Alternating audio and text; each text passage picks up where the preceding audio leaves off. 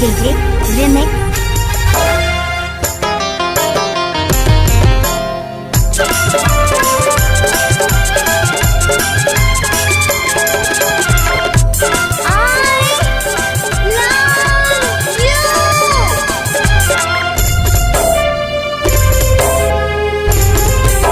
DJ के काम ए राजा दीवाना सुन ले जरा, पगली बना दे दीवानी मोला।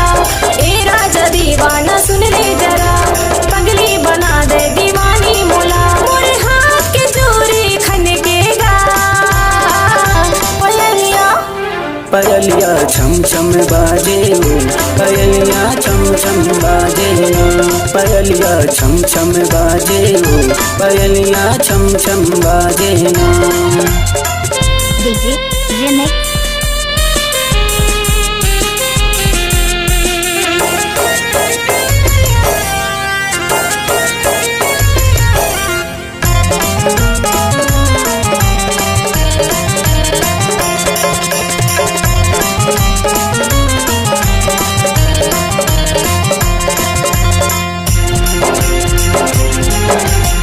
आजा रानी महतोला गोरी, बाहू मकसके में भर लवो।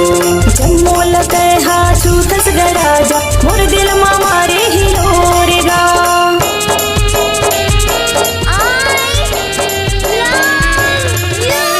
आजा रानी महतोला गोरी, बाहू मकसके में भर लवो। जन्मोल कहा छूतस गराजा, मोर दिल मा मारे हिलोरेगा। तोर कान के बली हजान मारे ना। पयलिया पयलिया छम छम बाजेगा, पयलिया छम छम बाजेगा। पयलिया छम छम बाजेगा, पयलिया छम छम बाजेगा।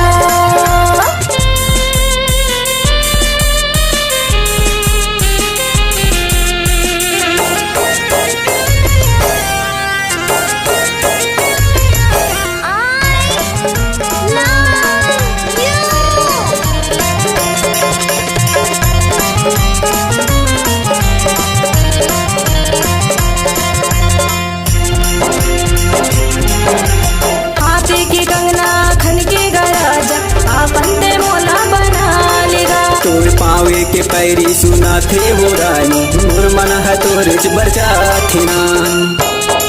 DJ remix.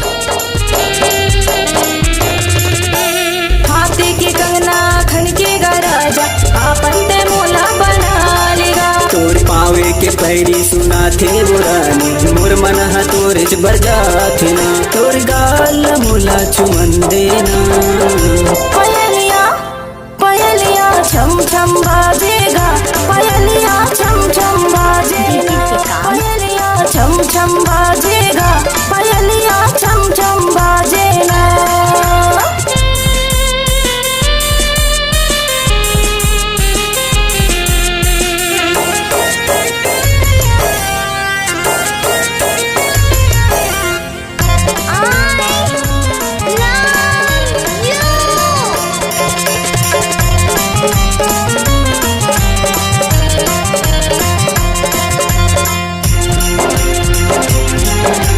तोर मोरे माया की जिस्म लरानी, आना गोरी पे मिलन देवो।